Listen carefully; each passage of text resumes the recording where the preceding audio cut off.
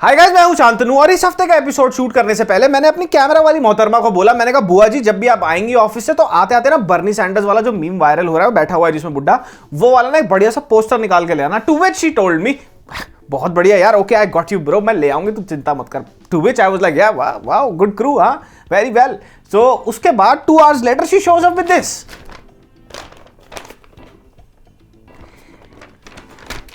पिछले 1.5 घंटे से मेरे चक्षु कक्ष यानी मेरे आई सॉकेट दुख चुके हैं, इसमें से बर्नी सैंडर्स कहां से ढूंढूं मैं? ये प्रमाण, ये प्रिंट आउट नहीं है, ये प्रमाण है, ये उदाहरण है कि बचपन में माइलो जो कम पियो और रसना ज्यादा पियो तो बंदा ऐसा होता है बड़ा होके। बट एनीवे, अब मेरा क्रू ऐसा ही है तो मैं क्या करूं। So when life give you watermelon you make lemonade. Hi guys, this is honestly saying.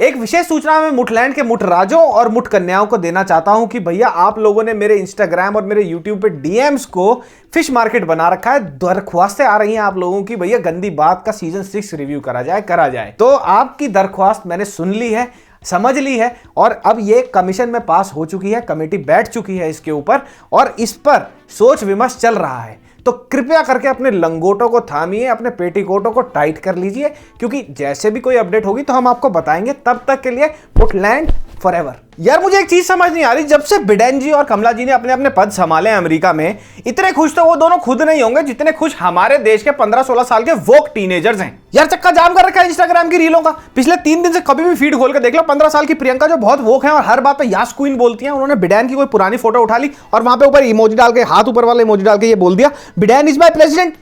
मैंने कहा प्रियंका बेटा, पहली बात तो यह है कि तुम पिछले 3 महीने से अपने यूनिट टेस्टों में फेल हो रही हो और तुम्हारे पापा चुनाव नहीं जीत पा रहे हैं आरडब्ल्यूए का, तुम्हें यह नहीं पता। और जहां तक रही बात Biden is your president, he is not your president, अपने प्रेसिडेंट का नाम गूगल कर लो।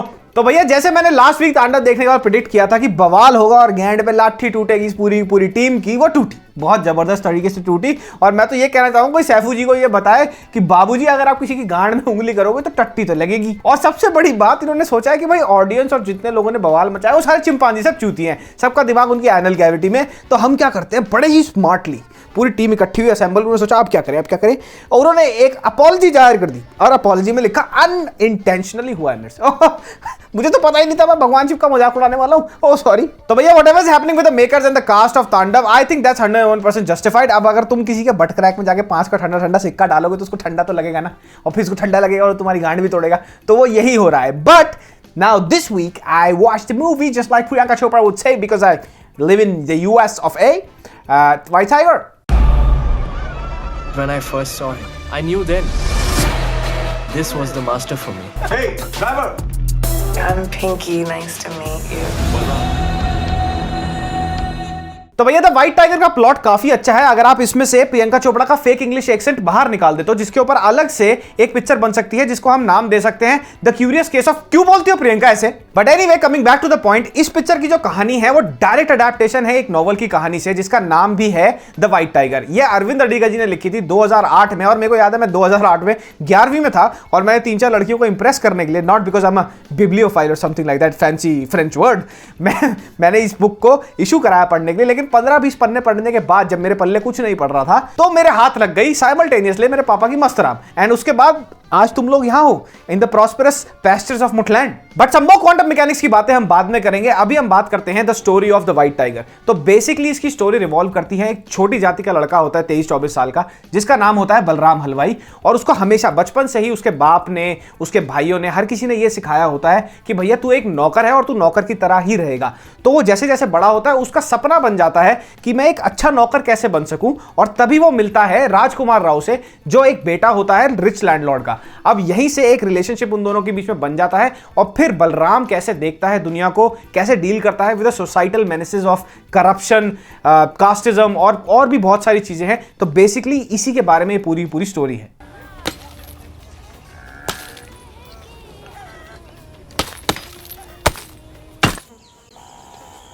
I never saw the inside of a school again. तो भाई मैंने ये पिक्चर देखी and this goes without saying कि पिक्चर बहुत वेल मेड है, डायरेक्टर ने बहुत अच्छा काम किया है, राइटर्स ने बहुत उम्दा काम किया है, cast crew everybody has done their part in the best way possible.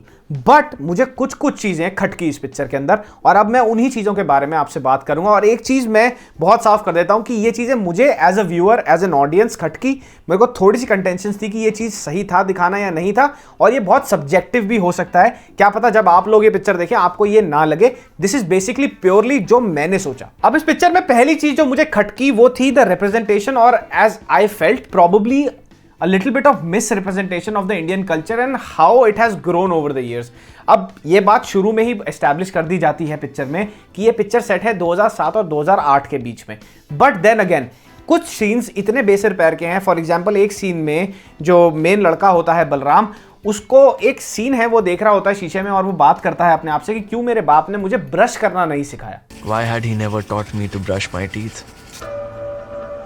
Why had he raised me to live like such an animal? तो भैया ये सीन देख के मुझे दो बातें रियलाइज हुई। पहली तो ये कि भाई दांत साफ करना, दातुन करना हमारे कल्चर में हजारों सालों से है। और दूसरी बात ये कि भैया तुमने जो इसमें दिखाया और नॉवल में जो लिखा है 2007 और 8 का धनबाद बिहार है, वो बहनचोद 1932 का नहीं है कि लोगों को पता ही नहीं कि ब्रश क्या होता है या दांत साफ कैसे करे जाते हैं, या दांत साफ करना भी एक एसेंशियल चीज है जिंदगी की। दूसरी चीज इस पिक्चर में जो मुझे खटकी वो ये थी कि इन लोगों ने लोअर कास्ट की तरफ अपर कास्ट की जो हेट दिखाई है वो बहुत ज्यादा एक्सट्रीम दिखाई है। और वो कैसे कि भैया बलराम हर दूसरे शॉट में पिट रहा होता है अपने मालिकों से जो होते हैं ऊंची कास्ट के, और बलराम ऑफ कोर्स होता है नीची कास्ट का। चल चल बहुत नाटक मत कर, पैर दबा चल। अब छोटे छोटे शॉट से जैसे वो रेलवे स्टेशन पे लेने जाता है अपने मालिक को, तो वो उसको बैग दे कहता है जा भोसड़ी के जाके गाड़ी निकाल, चल गाड़ी निकाल चल। वो एक रॉन्ग टर्न ले लेता है तो वो उसको पीटने लग जाता है। अबे ये लेफ्ट था चूतिए। तो कहीं कहीं जगहों पर ये चीजें एप्ट थी, बट कहीं जगह पर मुझे लगा ये जानबूझकर बहुत ज्यादा हेटेड दिखाई गई है।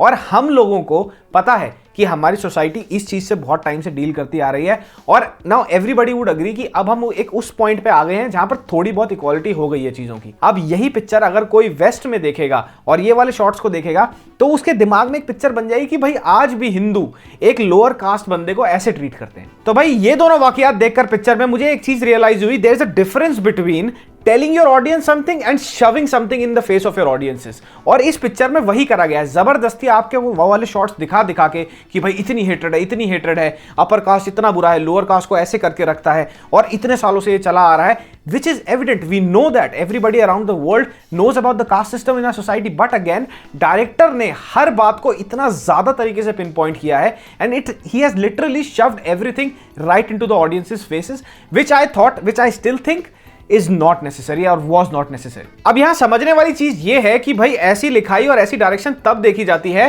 जब डायरेक्टर या राइटर के सीट में एक ऐसा बंदा हो जो प्रीडोमिनेंटली है तो इंडियन ओरिजिन का, पर हमेशा से इंडिया के बाहर ही रहा है, वही पला बड़ा है। फॉर एग्जाम्पल मैं खुद एक इमिग्रेंट हूं और मैं आपको एक फर्स्ट हैंड एग्जाम्पल दे सकता हूं कि यहाँ पे मैंने अपनी उम्र के जितने भी बच्चे देखे हैं जो यहाँ पे पले बड़े थे, या बेसिकली आप कह सकते हो जो व्हाइट वॉश्ड हैं, काफी हद तक वेस्टर्नाइज एजुकेशन रही है जिनकी सारी की सारी, उनके माँ बाप 50-60 साल पहले यहाँ पे माइग्रेट हुए थे, वेस्ट में माइग्रेट हुए थे, और उन्होंने अपने घर वालों से बातों बातों में यही सीखा है, उनको यही पता लगा है हमेशा कि भाई इंडिया में रैम्पेंट है कास्टिज्म और बहुत ज्यादा होता है, बहुत जबरदस्त तरीके से होता है, और भी बहुत सारी चीजें हैं जैसे डाउरी सिस्टम है, ये सब है। तो इन लोगों को ये तो पता है कि ये सब होता है, बट इन लोगों को ये नहीं पता कि पिछले 50-60 साल में इंडिया बिल्कुल बदल चुका है, बहुत सारी चीजें ग्रास रूट लेवल्स तक चेंज हो चुकी हैं, पर इन लोगों को ये चीज नहीं पता है। और इस पिक्चर में भी देख के मेरे को यही लगता है कि जो यहाँ प्रेजेंट करा गया ना यार इंडिया को, ये बहुत ही ऑर्थोडॉक्स और बहुत ही गॉन एरा वाला इंडिया हो चुका है। और इस पिक्चर की कहानी का केस भी यही है। अरविंद अडिगा जी जिन्होंने 2008 में ये नॉवल लिखा था, उन्होंने अपनी मेजॉरिटी जिंदगी यूएस और ऑस्ट्रेलिया में बिताई है, और रामिन बहरानी जो स्क्रीन राइटर और डायरेक्टर हैं इस पिक्चर के, वो मोरक्कन और अमेरिकन डिसेंट के हैं भैया, वो बेसिकली अमेरिकन हैं। सो आई डाउट कि उनको समझ भी आ रहा है कि भैया कितना इवॉल्व हो चुका है हमारा Indian culture in relation to casteism and in relation to corruption, और जो भी इस पिक्चर में दिखाया गया है। और साथ ही साथ डू दे रियलाइज कि 2008 की चीज जो इन्होंने अडेप्ट करी है 2021 में रिलीज करी है उस पिक्चर को, वो कितनी सेंस बनाती है आज के टाइम पर। These are the only questions that loom in my head. अब भैया ये तो हो गई सारी भारी भरकम बातें, अब थोड़ी सी जोकी बात कर लेते हैं, और वो है प्रियंका चोपड़ा का of course obviously natural American accent. Hey, could you turn around for me for a second? Yes. No. That's not what I meant. Just down here. I feel like you're back. Oh, I'm so sorry. I didn't even introduce myself. Hi, I'm Pinky. Nice to meet you. और फिर आता है हमारे राजकुमार बाबू का cringe train जैसा American accent. भैया मेरे को तो ये लगता है डायरेक्टर ने उसको बोला होगा, राजू सुन मेरी बात भोसड़ी के, तू एमिटी यूनिवर्सिटी में पढ़ता है, तेरे को 6 महीने का इंटरचेंजेबल कोर्स जो भी बोलते हैं वांग भोसड़ा, उसे जब फॉरेन भेज देते हैं यूनिवर्सिटी पढ़ने, पढ़ाई यहाँ भी नहीं होती वहाँ भी नहीं होती, पर तुम वहाँ पे जाके नकली इंग्लिश एक्सेंट सीख के वापस आए हो, तुम्हें बिल्कुल वैसे ही एक्ट करना है। So, Balram, do you know what the internet is? Do you have Facebook? Have you ever seen a computer? The girls are pretty advanced to use computer. Basically Priyanka Chopra role play करती हैं एक pseudo वोक American Indian का, जो भैया राजकुमार राव से शादी कर लेती हैं, यहाँ आ जाती हैं, यहाँ आके वो अपनी सारी अमेरिकन चीजें झाड़ती हैं कि भैया मैं इतनी वोक हूं, मैं ये नहीं होने दूंगी, वो नहीं होने दूंगी, but at the end of the day दारू पी के उनको हो जाता है SBDS यानी सलमान भाई ड्राइविंग सिंड्रोम, और वो कर देती है पिक्चर में भसूड़ी।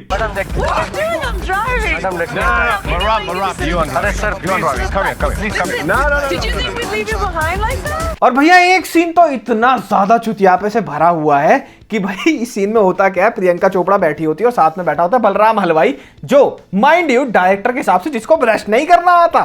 तो भाई ये इसको बताती है मोटिवेट करने के लिए कि बलराम सुन मेरी बात, तेरे को पता है न्यूयॉर्क में मेरे माँ बाप क्या करते थे, वो एक बोडेगा चलाते थे, बोडेगा झांट मुझे तो मतलब नहीं पता, किसी को भी नहीं पता बोडेगा होता क्या है, but Priyanka Chopra somehow thought और डायरेक्टर समहाउ थॉट कि ये धनबाद से भागा वो लड़का बेचारा जिसके पास चप्पल नहीं है पहनने की, कच्ची में छेद है, उसको समझ आएगा कि प्रियंका चोपड़ा के माँ बाप ने कितनी स्ट्रगल करी है पिक्चर में in New York, because Dhanbad equals to New York. Opportunities in New York equals to Dhanbad.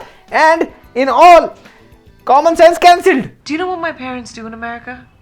They run this shitty little bodega in Jackson Heights, selling beer, pan, and porn. तो अब बात करते हैं इस picture के star performer यानी आदर्श गौरव की। भाई आदर्श गौरव ने लीड कैरेक्टर प्ले करा है बलराम हलवाई का इस पिक्चर के अंदर, और 100% hands down to this guy, इतना बढ़िया काम करा है इन्होंने right from the starting of the movie till the end. इसने कहीं पर भी कैरेक्टर नहीं छोड़ा, कहीं पर भी ऐसा नहीं लगा कि भैया ओवर एक्टिंग कर रहा है या अंडर एक्ट कर रहा है, बहुत ही बढ़िया, बहुत ही उम्दा परफॉर्मेंस दी है। महेश मांजरेकर प्ले करते हैं राजकुमार राव के फादर, और राजकुमार राव के ब्रदर प्ले करते हैं विजय मौर्य। उन दोनों ने भी बहुत आउटस्टैंडिंग काम किया है, बहुत अच्छी तरह अपने किरदार निभाए हैं, नो कंप्लेंट्स अबाउट दैट। तो भाई ये था मेरा द व्हाइट टाइगर का रिव्यू। ये पिक्चर बहुत अच्छी तरह बनाई हुई है, बहुत अच्छी तरह लिखी हुई है, बट देन अगेन इस पिक्चर का कुछ रेलेवेंस नहीं लगता मुझे। बहुत सारी चीजें तो दिखाई हुई हैं, जब ये नॉवल आया था तब भी बवाल हुआ था कि ठीक नहीं है, सटीक नहीं है वो चीजें, और आज भी मेरे को यही लगता है पिक्चर देखने के बाद कि भैया बहुत सारी चीजें इररेलेवेंट है, जबरदस्ती ठूसी जा रही हैं आपके मुंह के अंदर, आपके दिमाग के अंदर ये चीजें भरी जा रही हैं जबरदस्ती। बट देन अगेन आपकी मर्जी, आप ये पिक्चर देख सकते हो, मैं तो चला गंदी बात का आनंद लेने, बाकी आपका मन करे तो भैया लाइक सब्सक्राइब शेयर कर जाना भाई को।